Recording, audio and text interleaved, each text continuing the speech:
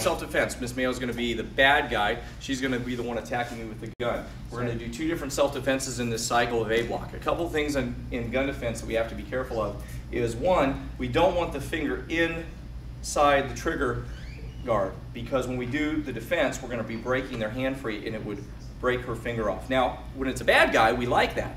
When it's a good guy and they're just our nice partner, we actually grab the gun and then put our finger underneath. That way we don't have to be, if their finger's long enough, they can put it in front of the trigger guard. But they want to make sure the trigger or their finger doesn't go into the trigger.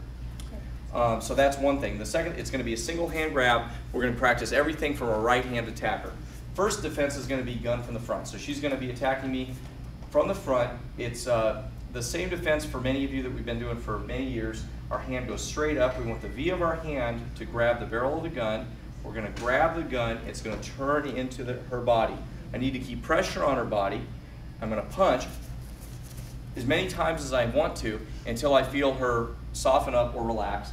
My hand's going to come underneath, grab the end of the gun right here, and pull down. Notice the barrel's pointed at her, not at me. I step back, keeping the gun low. I could use the gun, but in a case of anybody seeing us, we want to make sure that we don't look like we're the aggressor. We don't throw the gun away, because if we throw the gun away, there'd be a fight to get the gun back. Let me show you again. I'll show it a little angle here. So if she's attacking me here, we picked Miss Mayo because she's the meanest person we have to work with, so she would be the most realistic gun defense person. See? My hand's coming up here. As I grab the gun, I'm moving in, putting pressure on her stomach. Then I punch. Hand comes down, breaking the gun free, stepping away. Of course, in real life, she'll be fighting me. One of the reasons that I have to keep pressure here is if she backs up, then she backs up more, the gun goes into this direction, and that would be bad. Okay, so I have to, even if she moves back, I'm going to keep pressure on her so that I can punch her and still control the gun. And remember, gun from behind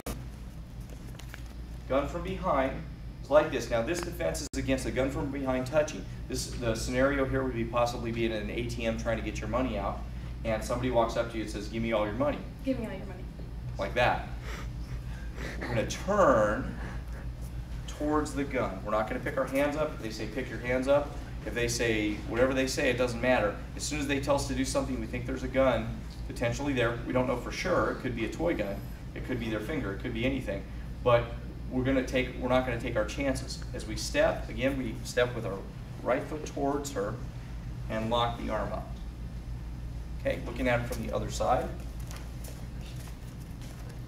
Right foot steps towards her, arm is locked up. At the same time, I'm coming in with an elbow strike, just like we do in our other self-defenses. I do this until she's soft. I can knee strike, and then I reach over the top, grab the gun. Now I don't grab in front where the barrel is for obvious reasons. I'm going to grab the barrel of the gun, pull it down. If her finger was in there, it would have broken, and step out.